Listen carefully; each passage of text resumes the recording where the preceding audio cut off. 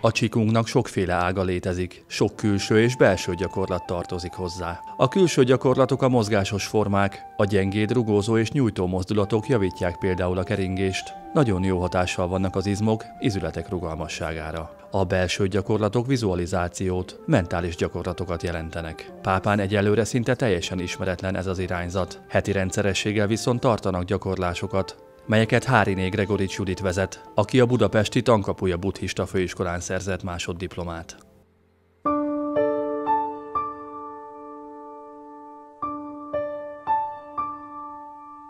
Ez egy összetett szó, a Qi, kínai szó, azt jelenti életerő, energia. A Kung munkát, munkálkodást jelent. Ez a Qi, ennek a jelenlétét a testünkben mindannyian tapasztaljuk, hiszen közös élménye mindenkinek, hogy időnként úgy érezzük, hogy tele vagyunk energiával, máskor meg azt érezzük, hogy alig van energiánk, csak vonszoljuk magunkat. Tehát amikor qigongozunk, akkor ezzel az életerővel dolgozunk, ezzel munkálkodunk, ezt mozgatjuk a testünkben, keringetjük, gyűjtjük, nemesítjük. A Qi ugyanúgy kering a testünkben, ahogy a vér, kis csatornácskákban. A nagyobb csatornákat úgy hívjuk, hogy meridiánok, a kisebbeket pedig szanszkritul nadinak, nádinak nevezzük.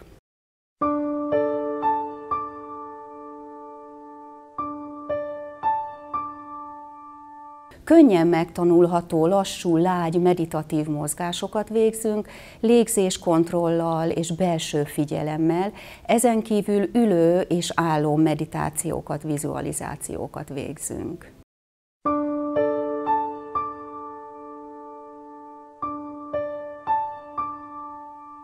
Kortól és nemtől függetlenül bárki qigongozhat, ám akit soha nem érdekelt az, hogy milyen jó lenne meditálni, relaxálni, annak nem igazán való. Elsősorban a középkorosztály és az idősebbek fordulnak a qigong felé. Nem kell hozzá fitnek lenni, edzetnek, izmosnak, hajlékonynak.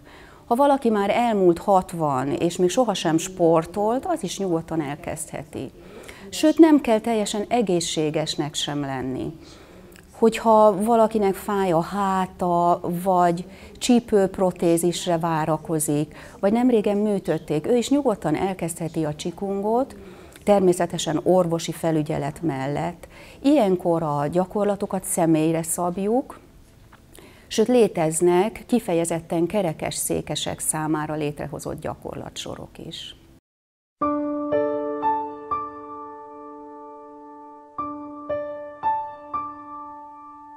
Van egy azonnal megtapasztalható hatása. A mai embernek az egyik nagy problémája a stresszkezelés. A testünkben érezzük a feszültséget, a lelkünkben, az érzelemvilágunkban, a fejünkben kusza gondolatok vágtáznak össze-vissza, rosszul alszunk a felhalmozódott stressztől. Aki elkezdi a qigongot, akár már az első alkalommal is megtapasztalhatja azt a kellemes, nyugodt, ellazult állapotot, ami a relaxálással jár. Ez az állapot nem csak kellemes, hanem roppant hasznos is. Aztán, aki rendszeresen qigongozik, az ezzel erősíti a szervezete öngyógyító képességét, mert a testünk meg tudja gyógyítani magát. Hiszen ha sérülés ér bennünket, vagy a műtőasztalon felvágják a hasunkat, néhány hét, hónap alatt meggyógyulunk. Ám ha a testünk valamely részének, valamely szervének romlik az energiaellátása, akkor az óhatatlanul megbetegszik. Tehát aki rendszeresen tudja magában ezt az életerőt keringetni, ő nagyban hozzájárul ahhoz, hogy a szervezete jobban meg tudja gyógyítani magát. Ezen kívül a lélek szintjén a qigong a kereső embernek egyfajta belső ösvényt, spirituális utat is kínál.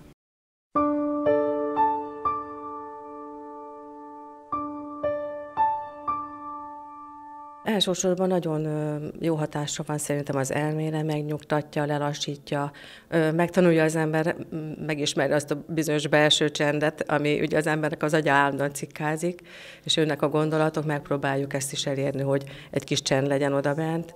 A másik oldalról meg a gyakorlatok maguk, ez a mozgásforma, amit a Qigong nyújt vagy ad, de egy lassú mozdulat, ahol a úgynevezett nem látható körülöttünk lévő energiát mozgatjuk meg, tornáztatjuk meg, és ezek a gyakorlatok mind hatnak a belső szervünkre, tehát az egészségünk szempontjából is nagyon fontos, hogy jól elsajátítsuk a mozdulatot is, és hogy rendszeresen gyakoroljuk.